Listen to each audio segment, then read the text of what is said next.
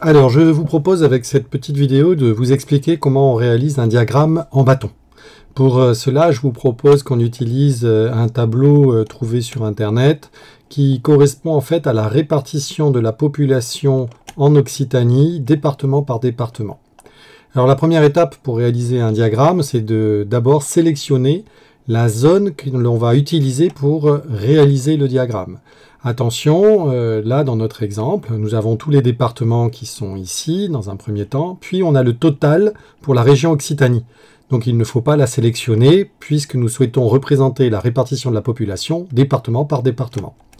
Une fois qu'on a sélectionné les données qu'on souhaitait représenter, il faut aller chercher l'outil diagramme. Donc quand on passe la souris sur les différents outils, on voit à un moment inscrire « Insérer un diagramme ». Donc on a bien le bon outil.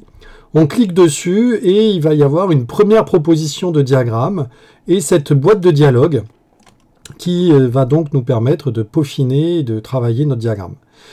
Il va falloir réaliser 4 étapes et pour passer d'étape en étape, il va falloir cliquer sur « Suivant ». Alors la première étape, c'est le choix du diagramme. Donc effectivement, avec l'outil de tableur, avec un tableur, pardon, on peut réaliser différents graphiques. Et ici, donc nous, ce que nous souhaitons faire, c'est réaliser un diagramme en colonne. Pour passer à l'étape suivante, donc, pardon, on clique sur Suivant. Et là, on nous dit bien qu'on travaille sur une série de données qui est située entre B2, donc B2 ici, et C15, donc C15 ici, donc C15, on est bien dans la bonne sélection. On nous rappelle, on nous propose qu'on va travailler avec une série de données en colonne. Alors effectivement, nous sommes bien en colonne. On nous dit que la première ligne correspond aux étiquettes. Alors effectivement, on a bien les étiquettes département et l'étiquette population.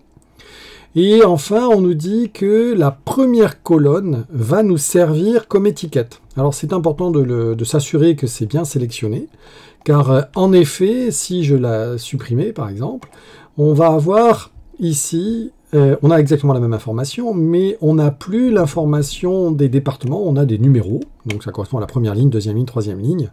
Mais nous, ce qu'on voulait vraiment, c'est avoir le nom des départements. Donc on précise bien que la première colonne correspond au nom des départements, Haute-Garonne, Hérault, Gard, etc. On va cliquer sur Suivant, et là, donc on tombe sur une partie de la boîte de dialogue qui correspond à série de données. Globalement, d'une façon générale, on n'a pas à modifier cette étape numéro 3.